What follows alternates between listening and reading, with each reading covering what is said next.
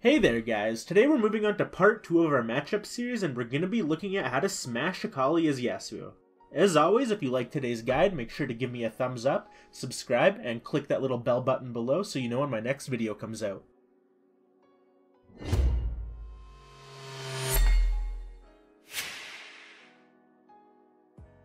To start, let's talk a little bit about what exactly it is that Akali does and what makes her so annoying to play against.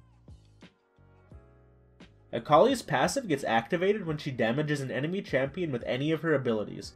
A little ring will surround you as soon as she hits you, and as soon as she passes it, her next auto attack does a bunch of extra damage and restores some of her energy. Akali's Q is a conal skill shot that doesn't do too much damage in the early game, but can do a fair amount later on. It's on a short 1.5 second cooldown, and she can spam it to get tons of passive damage off. When she clips you on the end, it'll slow you, and when she's over a certain amount of energy, it gives her a little heal. You can tell when this heal will happen by a resource bar turning orange, and this ability is indeed wind wallable. Akali's W is what makes her super annoying to play against. She restores a bunch of energy as soon as she uses it, and she creates a little donut ring around her that expands and makes her invisible. This is especially annoying because she can't get revealed at all, and it makes turret unable to hit her. One thing to remember is when she uses this, it lasts longer every time she breaks stealth and re-enters it. We'll be going over how to counter this later in the video. Akali's E does a little flip dash away from where she casted it and marks the first unit she hits or her shroud if it doesn't hit any units. She can then reactivate to dash to her mark. This ability is also wind wallable. Akali's ult destroys Yasuo. It consists of two dashes. The first hits you and stuns you for a very short time, and the second dash does a ton of damage that increases the lower health you are.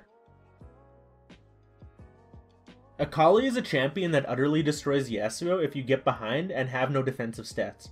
In an early lane, double Doran's Blade can help you sustain and mitigate a lot of her burst damage, so this is definitely something to think about if you aren't completely smashing her. If you're ahead, you generally want to build as follows: Berserker's Greaves into Phantom Dancer into Infinity's Edge. But if you're behind or you aren't confident in your skills versus the Akali that's matching you, you can grab a Wit's End after your Berserker's Greaves, following the normal build path after that. Alternatively, you can throw a Hex Drinker in somewhere along the line. After your core items, a Sterak's Gauge is a good item to consider building since it'll help a lot with her burst, as is Bloodthirster to help you sustain during trades and all-ins. Just be careful not to build a Sterak's Gauge and a Hex Drinker at the same time, as the passive is the same and it'll share a cooldown. Yasuo's Powerspikes against Akali tend to be when he hits level 3, when he finishes Berserker's Greaves, when he finishes Phantom Dancer, and when he finishes his Infinity Edge. Wit's End is another notable power spike if you decide to go that build path. Akali power spikes when she hits level 6 and when she finishes Gunblade. After both of these conditions are met, she stomps you pretty hard. One thing I want to touch specifically on is what exactly makes her so annoying to play against. Akali's Shroud gives her true invisibility, which means nothing can reveal her, and the most you can do is see her outline if you damage her or have a pink ward. What you want to do while she's revealed is hit her with area effect abilities. The best way to play around Akali's Shroud as Yasuo is if you simply disengage when she uses it. There's no real way to beat her while she's in her invisibility unless you're really far ahead and have 1 to 2 items. You simply don't do enough damage even if you do hit your Qs while she's invisible to make the trade worthwhile. Yasuo can escape pretty easily after she drops her Shroud by dashing through minions to get further away from her, and after you successfully bait her Shroud and while it's on cooldown is when you want to be looking for the majority of your trades. The only real way to trade into her Shroud is by EQing through the minions or Qing into the Shroud and clipping her with the AoE, quickly disengaging after. Now that we know what Akali does and what to build, let's talk about exactly how we're going to beat her. First and foremost, since you know you're going to be starting in Doran's Blade, take Ravenous Hunter and Taste of Blood or Sudden Impact. Sudden Impact will let you trade a bit better, but Taste of Blood will help you sustain a lot during the lane. Play around and see what suits your style of play best. If you play cautiously and take safe trades, these things will give you all the sustain you need. For the first level, you need to be trying to let her push the wave. Since her Q is a conal skill shot that will hit everything in the path of the target she's aiming at, chances are she's going to clip at least some of the wave if she tries to harass you or Q for a CS. This lets you get the wave into a good position for level 2, so Q her when she moves up to auto attack a CS, and don't trade with her if she has her passive empowered auto attack and a Q to smack you with right after. At level 2, if you played the matchup right so far, the wave should be on your half of the lane. You want to be trading with her how you normally would with any other champion when she's at a stealth by using your auto attacks, Qs, and Es. And when she's in stealth, the way to go is by using your EQ spin through minions, clipping her with the AoE, and then disengaging with your E before she can get any counter damage off.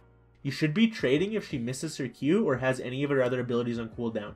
As with any other champion, it's always better to trade versus Akali when your passive shield is up.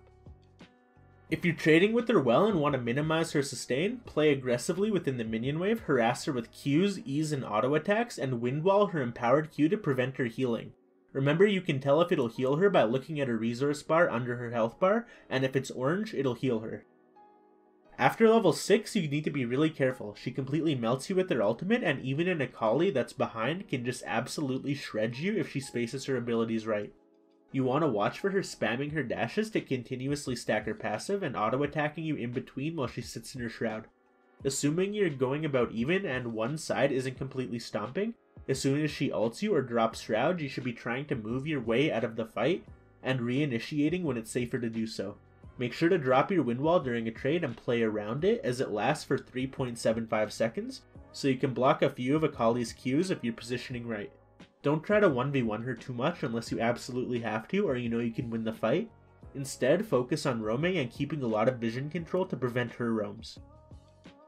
I hope you guys enjoyed the video. If you have any questions or feedback you'd like to leave, never hesitate to leave me a comment. I read them all. So good luck against Akali, and I'll see y'all soon.